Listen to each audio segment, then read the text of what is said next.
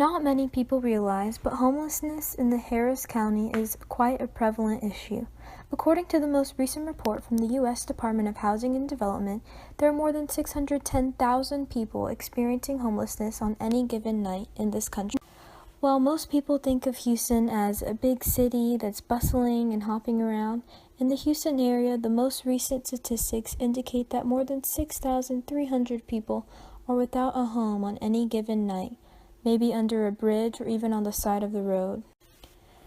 To the extent that homeless people have been able to obtain needed healthcare services, they have relied solely on emergency rooms, clinics, hospitals, and other facilities that are able to serve the poor.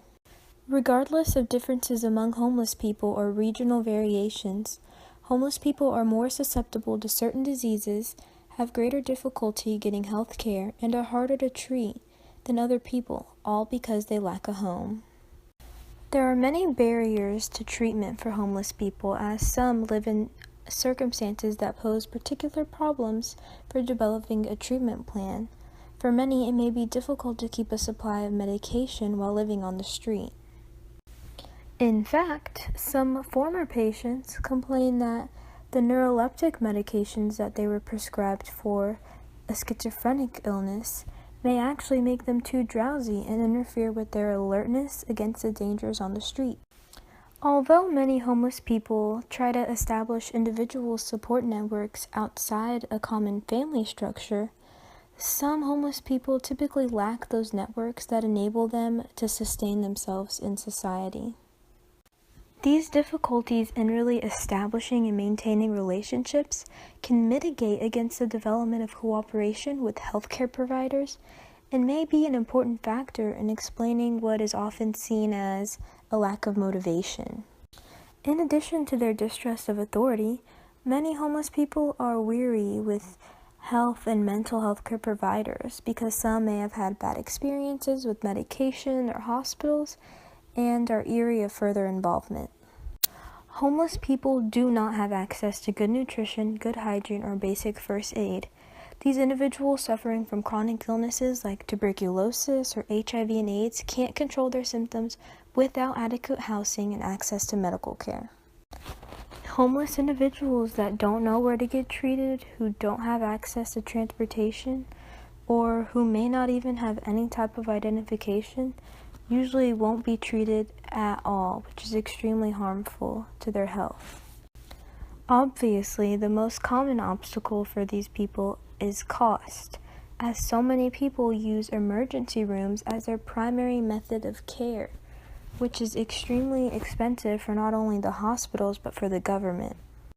The homeless population in the U.S. needs access to quality health care and health insurance that could reduce homelessness as well as combat future increases in homelessness as well, which will help future populations.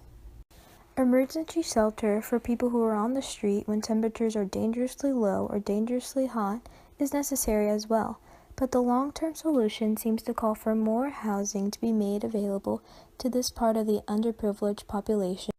At the Harris Health Center, programs are made to improve the health care for the homeless and make it easier for them to access quality, affordable healthcare services that will help them in the future. This healthcare program provides not only dental care, but a variety of preventative and primary healthcare services to homeless individuals through 10 shelter-based clinics and through mobile health and dental units.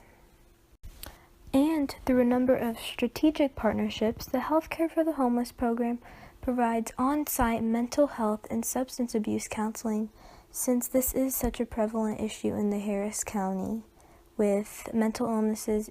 This program reduces or eliminates barriers to healthcare experienced by homeless individuals, enables healthcare problems to be detected and treated early, and decreases emergency center use for primary care needs. This program also increases the immunization rates of homeless children, increases tuberculin screening and follow-up, and increases health promotion and prevention education among the homeless in our very own community. Overall, Homelessness is a prevalent issue in our own community, and through these programs that assist these people with health care, we can help alleviate this problem and help these people get back on their feet to help future generations.